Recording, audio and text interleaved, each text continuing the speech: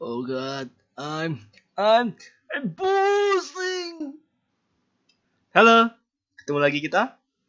Gue lagi excited banget karena gue gak nyangka ternyata hanya dalam waktu 6 bulan Demon X Machina muncul di Steam.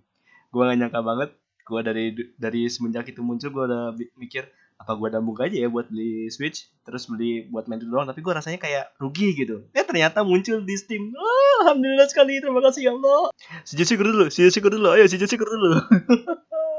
Aduh, ini kayaknya rezeki soleh anak-anak mecha yang digabung jadi satu, makanya ini muncul di Steam. Oke, Demon X Machina. Bagi gue yang seorang penggemar mecha, ini sebuah game yang sangat mantap. Tapi tentunya bagi kalian yang mungkin ya nggak pernah nonton atau mungkin nggak pernah main game mecha juga, bakal ngerasa ini game apa sih? Nah, jangan khawatir. Di sini gue akan ngulas sedikit tentang game ini.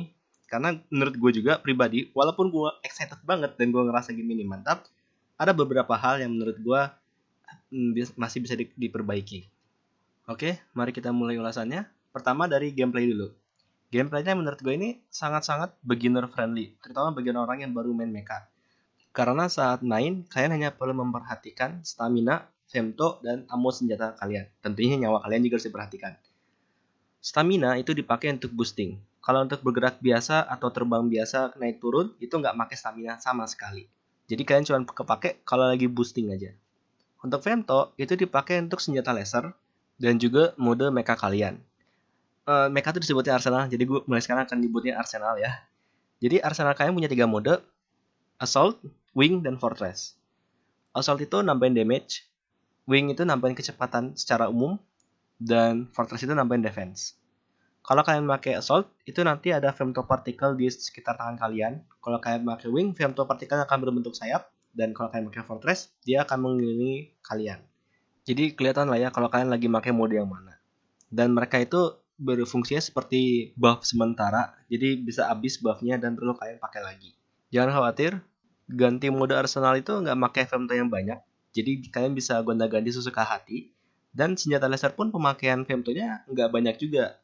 Dan kalian bisa upgrade senjata laser biar pakai femto yang sedikit. Jadi ada banyak cara biar kalian gak usah pusing-pusing ngeliatin femto kalian habis apa enggak. Nah, terus kenapa gue bilang Demon X Machina ini casual friendly gameplaynya? Karena stamina regeneration-nya itu cepat, femto regeneration-nya juga cepat. Ditambah lagi ada area tempat regen femto biar makin cepat lagi. Dan kalau kalian kehabisan ammo, semua musuh itu ngedrop ammo pastinya. Kemudian kalian juga ada kayak kontainer biru gitu buat ngeheal arsenal kalian. Jadi ya kalian nggak akan kesulitan saat main misi. Pasti ada caranya biar bisa berhasil misinya. Makanya gue bilang ini bener-bener casual friendly dibandingkan game-game mecha lainnya. Untuk aiming seperti game Armored Core, dia ini auto aim tapi kita ada kayak semacam lock on ya. Jadi kita dikasih corsairnya tuh lumayan gede yang bulat gitu berupa area.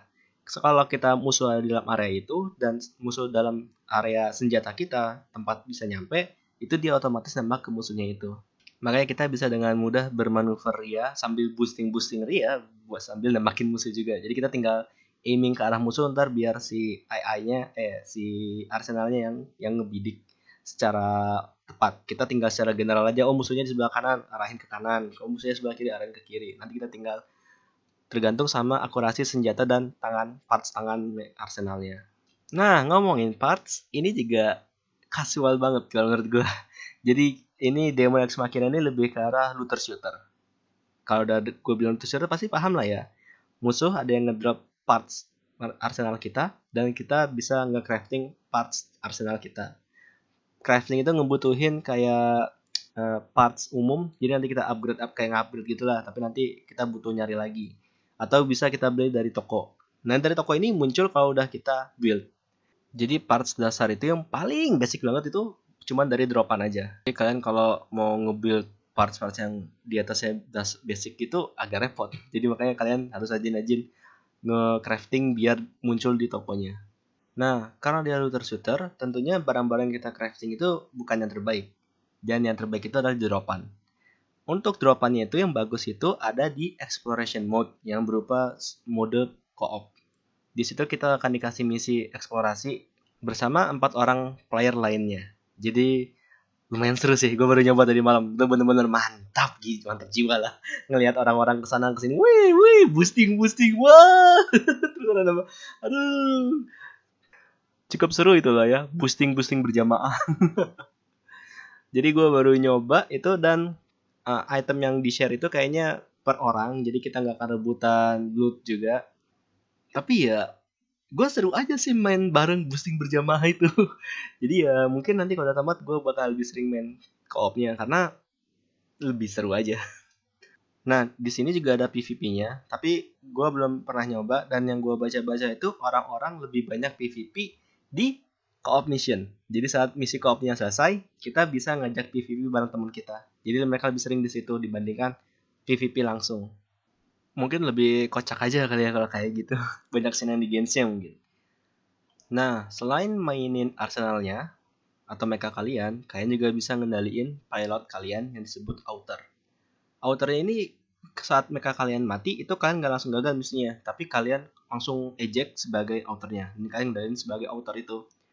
Sebenarnya agak nggak guna sih kalau menurut gue fiturnya, nggak jarang kepake juga kalau di gue.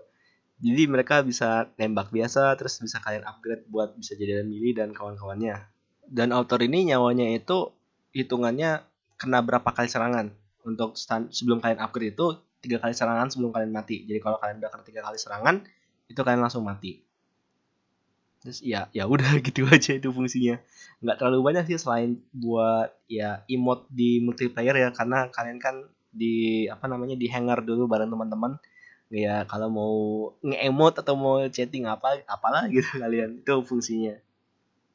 Kemudian kalian juga bisa customize tampilan si outernya ini. Kalau kalian bikin cowok, itu bisa kalian rubah jadi cewek. Nah, kalau dari cewek mau ke cowok juga bisa. Nah, kalau misalkan kalian udah pernah sebagai cowok ya, udah kalian customize gitu, ada bentuk rupanya begini begitu. Nah, saat kalian berubah jadi cewek, itu nggak akan hilang. Jadi saat kalian jadi cewek terus balik ke cowok lagi, customization-nya tetap ada di situ. Jadi kalau kalian lagi pengen ngehode, nggak usah ragu, itu kalian tinggal berubah jadi cewek. Perubahannya juga lumayan murah, jadi ya terserah kalian. Dan kalian juga bisa ngupgrade outer kalian buat skill outer atau skill arsenal. Yang lagi menurut gue itu nggak guna. Selain dipakai buat customization tambahan ya, biar outer kita tampilannya lebih berubah gitu. Karena ada beberapa upgrade yang bikin outer kita jadi semakin kayak robot. Ini gue tunjukin aja, dari linknya kalau mau gambar lebih bagus ada di bawah. Jadi ya gue awalnya sih ya itu ngincer, oh gue pengen ini, gue pengen ini. Terus pas gue lihat jalur perubahan outer kita, kayaknya gue bisa nih bikin outer gue lebih keren nih. langsung langsung gue refund semuanya, gue balikin jadi manusia lagi. Terus gue lihat itunya jalur perubahannya itu, dan langsung ya adalah gue jadi fashionista dulu lah. Ya karena walaupun udah gue upgrade itu nggak berasa. Nggak berasa bener ya, karena gue gue kayaknya tadi ngupgrade tapi nggak ada gunanya juga gitu. Ya udahlah, dibikin keren-kerenan aja motornya, jadi kayak gitu. Nah oke, itu ya gameplaynya kayaknya.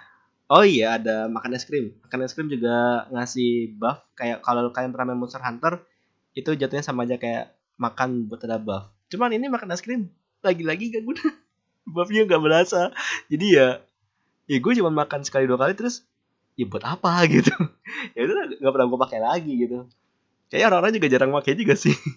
Jadi ya udah, sangat terbengkalai di situ. Oke, udah cukup gameplaynya. Sekarang gue masuk ke story-nya. Kalau dari story, gue rasa itu agak nganu ya dibandingkan game-game mecha lain ya. Karena di sini kalian diceritakan kalau bumi itu kena malapetaka, di mana bulan tiba-tiba pecah dan muncul sebuah pemberontakan oleh AI yang disebut immortal. Jadi kita tuh lawannya AI, bukan manusia lain. Tapi tetap aja di situ ada beberapa kubu yang terbagi jadi beberapa daerah milik mereka sendiri. Kubu Zen, kubu Sky Union, dan kubu Horizon. Nah, misi yang kita pilih itu kita nggak ada kebebasan milih misi. Jadi ya kita emang musuh aslinya immortal itu. Kita nggak usah peduli si Zen sama si Sky Union lagi berantem atau mereka lagi pada rebutan daerah itu, kita nggak memikirkan itu. Misi kita itu adalah membasmi immortal. Nah, begitu kita masuk nih, karakter kita masuk, ini terjadi beberapa keanehan di mana misi-misinya mulai konflik, di mana nanti sesama mercenary diadu gitu. Yang tadinya nggak pernah diadu, sekarang diadu. Nah, jadi kan lumayan mereka pada lu kenapa nih, ada apa nih, waduh kacau nih. Masa kita saling bunuh begitu kan, kita walaupun kita saling banter, saling ngata-ngatain satu sama lain, kita kan buddy-buddy gitu. Yang menurut gue ini, oke, ini very anime sekali. Padahal gue sering nonton anime loh. Lucu aja gitu gue ngeliatnya. Seru sih pas ngomongin konspirasi gitu. Mungkin karena gue suka konspirasi juga ya. Konspirasi di belakang ini ada apa nih, kok kita digini-gini ini, kok kita dipermainkan, kok kita saling berantem sih jadinya gitu kan, kita mesti lawan immortal nih. Nah, kan itu lumayan seru, tapi begitu berapa part gue ngerasa anjing anime. Aduh, bayangkan orang yang suka nonton anime sampai berpikiran begitu juga. Jadi mungkin ceritanya tuh ah, agak nganu lah ya gitu. Jadi mohon maaf kalau kalian baru pertama kali main game Mecha dan disuguhkan cerita yang begini, mohon maaf. Tapi setidaknya gameplaynya asik. Terakhir gue mau bicarain mengenai performance-nya. Ini mantap sekali performance-nya di gua. Kalau kalian bisa lihat di layar itu, ini spek komputer gua. Ini spek yang jadul banget ya. Bisa dibilang ini udah dekade yang lalu. Tapi gua bisa ngedapetin 60 fps stabil tanpa dropan. Walaupun kecuali ya kalau misalkan kayak multiplayer lagi banyak orang yang pakai senjata yang aneh-aneh, itu mungkin agak ngedrop jadi 50 atau 40-an. Jadi performance-nya itu benar-benar bagus. Kalian jangan takut kalau ngelihat kebutuhan requirement di store page-nya. Coba lihat lagi ini spek gua. Nyampe juga enggak kan. Jadi jangan khawatir.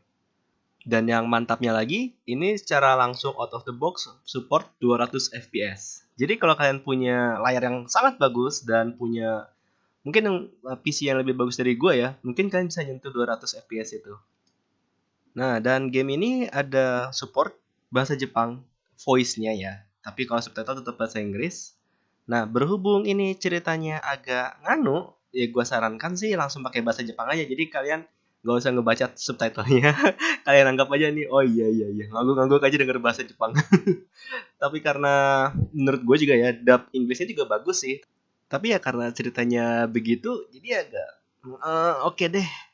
Cuman kalau dari karakternya kayaknya sih dapat juga ya, dapat berasa nggak janggal gitu. Biasanya kan kalau dubbing begitu ada sesuatu yang berbeda dengan dari versi Jepangnya, itu berasa janggal. Tapi di sini dub Inggrisnya nggak berasa janggal. Jadi terserah kalian mau pakai bahasa Inggris atau mau bahasa Jepang. Karena menurut gue sih kayaknya dua-duanya bagus. Oke, kayaknya ini untuk review secara keseluruhan udah cukup. Nah, sekarang gue mau kritik satu hal. Ini berasa kayak main Monster Hunter. Beneran. Misinya itu dibagi per rank. Dan kita itu nggak bisa milih di antara dua misi yang objektifnya saling konflik. Maksud gue gimana? Kalau kalian pernah main Armored Core, kalian pasti pernah kadang-kadang suka ngeliat ada misi yang satu dari perusahaan A, tolong defend aset kita. Terus ada misi dari perusahaan B, tolong hancurkan aset perusahaan A. Kan kayak gitu. Pas kita milih salah satu misi itu, ada kesempatan buat mercenary lain buat muncul di misi kita dengan objektif yang berlawanan dengan objektif kita. Di Demon Ex Machina masih ada sih kayak gitu. Tapi itu cuma sebagai cerita aja, bukan sebagai di control playernya. Kalau di lain-lain kan kita milih nih, oh kita mau yang mana. Tapi ini nggak bisa. Jadi kita misalkan kayak ini aja gue mau disuruh pertahankan kereta sampai stasiun. Ya udahlah kita pertahanin kereta. Terus ternyata tiba-tiba ada musuh datang. Mereka punya objektif yang berbeda dengan kita. Seru sih pas itunya, cuman ya kalau gue ngerasanya mungkin karena gue aja pribadi ya. Aduh kok ini kayaknya terlalu linear gitu ya. Kayak gue nggak ada pilihan. Kalau gue pengen yang ngancurin kereta gimana kan kayak gitu. Tapi ya ya udahlah, gue merasa ini mainnya udah seru banget, dan karena emang gue seorang booster jadi ya seru-seru aja mainnya. Karena kalau walaupun berasa kayak Monster Hunter, yang menurut gue itu berasa Monster Hunter itu gara-gara misinya dibagi per rank dan kita bisa makan ice cream buat buff dulu sebelum misi. Ya secara core gameplaynya Armored Core gitu. Jadi ya gue seneng-seneng aja mainnya. Oke deh, udah cukup jawab-jawabnya, dan gue rasa ini juga udah cukup lah ya buat kalian menentukan apakah kalian mau membeli dan memainkan Demon Ex Machina atau mau full trialnya aja. Jadi itu terserah kalian. Kalau kalian masih ada merasa keraguan, ini gue kasih momen-momen gameplaynya yang menurut gue seru karena pas gue main juga berasa seru. Jadi kalian bisa lebih mantap lagi memilih pilihannya. Oke deh, kalau gitu gue tinggalkan aja kalian menikmati montage-nya. Dan kita jumpa lagi di video berikutnya. Bye-bye!